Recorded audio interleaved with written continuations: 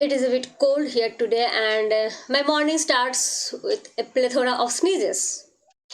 Yet, good morning to everyone, and welcome back to my channel English Literature. Today, we're going to talk about John Boyne's novel, The Boy in Striped Pajamas. And one thing I can tell you about this novel that I loved this novel. When I finished the novel, I feel actually I cannot feel for some time. It was so absorbing, gripping, and at the same time heart touching that it makes me mesmerized. And I will suggest this book for you, for everyone. Though it is written from the point of view of a child, a kid, Bruno, it is just an adult novel, I think. Okay, no more talk. Just let's explore the novel. The Boy in Striped Pajamas, author John Boyne, illustrated by Oliver Jeffers. And Oliver Jeffers, I pay my homage to him because of him we can find a beautiful illustration in the pages of this book, and these illustrations make this book more beautiful and more vivid, and the description more vivid, and you can feel that you are going through the pages with Bruno, and that feeling of liveliness and vividness is instigated and permeated only by the pictures that is drawn by Oliver Jeffers. Okay, it is set in at the 1942 Berlin, and it has 256 pages almost. Okay, have a look at the book. They are in two different format. I read this format, that ebook format, and there is the paperback edition. You can say. And now we must learn something about the writer himself. Born in 1937, John Boyne was an Irish novelist. He wrote many novels and short stories that keep a permanent mark on the pages of literature. He wrote both for the adults and for the kids. And I feel the novels he wrote for the kids is obviously for the adults also. And I don't read any other of his novels, but I read the on the Striped Pajamas. I like it too much.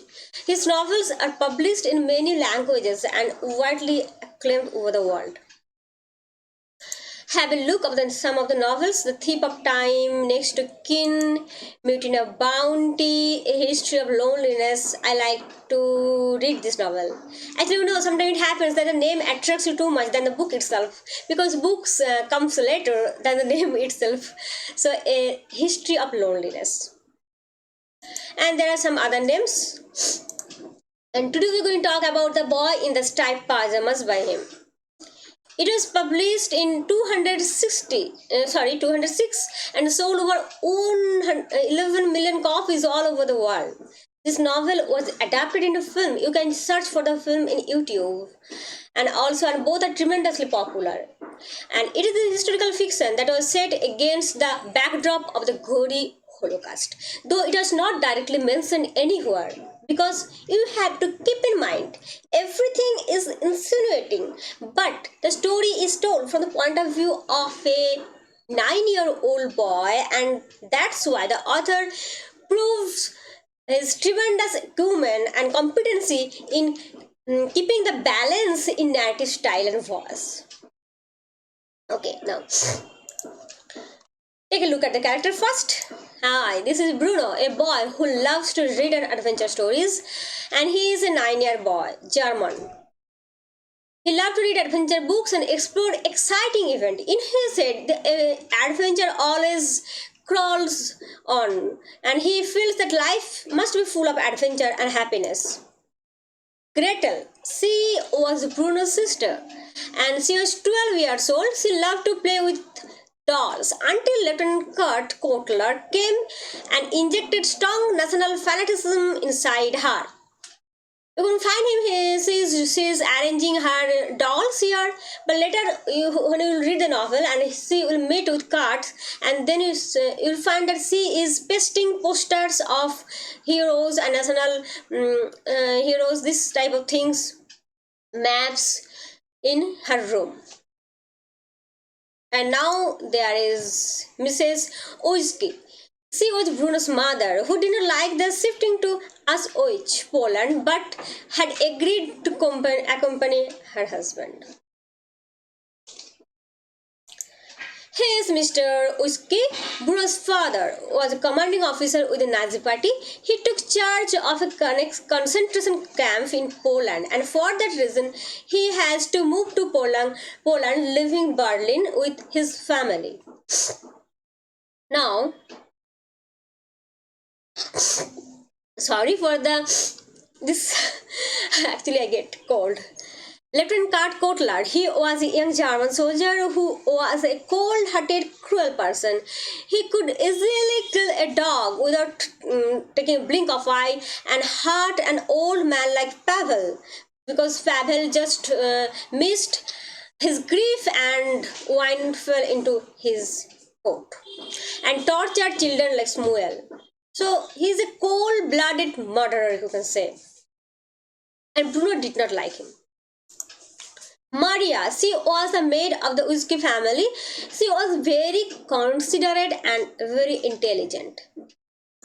Now Pavel, he was a prisoner in the Outwich, whose real identity was hidden as he worked as a butler there. He was a kind-hearted person and he was a doctor previously, as he said this to Bruno. Now, Samuel was a Jewish boy whom Bruno met on the other side of the fence. He wore striped pajamas. Now, the main head of the character, pivoting central force of this story is Fury. Who is Fury? It is never hinted or never mentioned. Hinted, but never mentioned. Hinted from the caricature, the person short mustache and a short height, and all his attitude. Through these things, Bruno just insinuated us that he is Hitler. But the name is mentioned here is Fury.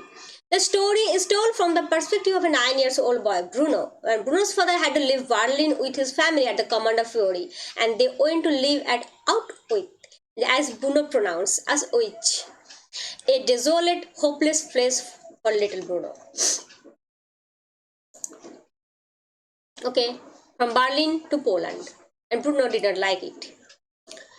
Now, finding nothing to keep him engaged in that new habitat, Bruno started exploring the area. I have told you earlier that Bruno is a boy who likes adventure in his life, and when he came to Poland, he finds he has to leave his old friends, old circles, and he find nothing to keep him in jolly mood here. So he started exploring the area.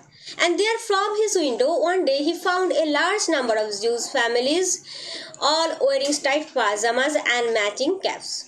So one day Bruno discovered from his window and this scene, and he wants to explore those person who are wearing striped pajamas and who live just opposite part of the fence. They were locked inside a tall fence that separated Bruno's world from theirs, and Bruno tried to enter into that world, and that will be the fatal point for Bruno's life. Being dejected and lonely in the new surroundings, one day Bruno set out for the fence and made friends with one of the Jews boy named Samuel. Though his family was totally ignorant about his rendezvous, he was happy getting a friend at last. Yeah, you can find this. This is the picture drawn by my son, Ruku. I told him about the story, and he also read some part of it and mostly the ending. And he also loves the novel, and he draws this as per my instruction. It's here it's Samuel, and here it is Bruno. Do you like this picture? And Samuel shares, one point I just forgot to mention, and even this picture is drawn by my son. Sorry. Now, Samuel shares his misery with Bruno and how his family was forced to move into this place. Bruno felt a similarity with his own life because Bruno also had to leave his place. In his childhood conception, Bruno could not understand their situation and their miseries and death threat. So at one point, Samuel and Bruno become similar. Okay, sorry, this is not working because it is highlighter.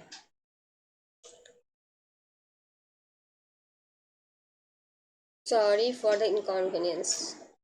It is not going. So at one point, Samuel and Bruno became just in one room. In that sense, that both of them had to leave their places. But the situation is totally different. For Samuel, it is a death threat. They are brought from their original habitat to a concentration camp to kill, just for killing and torturing. But for Bruno's father had get a new position, and as commander he had to shift to Poland, and he took all of his family with him. But for little Bruno, he did not understand these things, and for him, Samuel's fate and his own fate are at the same boat. So that's why their connection, their friendship, and their something matches. Now, Samuel never disclosed the reality of their existence in real terms of it. Maybe he knew very little, but despite their polar opposite life, they became good friends. Now, when Bruno's father, at the insistence of his wife, decided to send his family back to Berlin, the story takes a sudden catastrophic turn. So, what happens? Bruno's father had to come to Poland, but Bruno's family members, Bruno's sister, and Bruno's mother, they did not like the place at all, and Bruno's mother insisted on that they must go back there. Because this environment, this ambience where the concentration camp and their family lives together is not anyway healthy for the kids. And finally, Bruno's father agreed in this term. And now Bruno, being sad for his friend Samuel, wished to meet for the last time. In his excitement to preserve the last meeting memorable, Bruno took some audacious steps that proved fatal for him.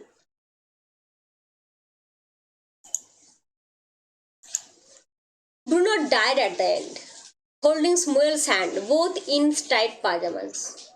"You are my best friend, Samuel," he said, "my best friend for life." Though the death is not explained clearly, it insinuates the merciless killing of Jews during the reign of Hitler inside the gas chamber. And I did not want to disclose the ending more clearly, and I think then I will be proved as a spoiler. Bruno was hurt no more, but his left out clothes at the side of the war fence were found. Then one day, after much pondering, Bruno's father found a large gap in the fence through which a small boy could easily crawl underneath. So, what were the fatal steps that Bruno takes to keep the last meeting memorable, and what happened after them? To know, you have to read the story. Now, who is the boy in the tight pajamas? There you will find some of the hints as most of your answer. Samuel was a Jewish boy in tight pajamas, and all the boys who were captured and captivated beyond the fence were wearing tight pajamas. And in the end, when Bruno went to meet Samuel for the last time before going back to Berlin, he wore the tight pajamas provided by Samuel. Both are at the end the boys in tight pajamas. Here you can get some of your answer. Bruno slid through the gap of the fence. So, my God, I have told everything here and I forget and I am boasting. Bruno slid through the gap of the fence wearing the tight pajamas given by Samuel and faced the same horrible fate. Yeah, this is again a drawing by my son Roku. Thank you. You must go through this novel and you must inform me how much you like this novel. Bye.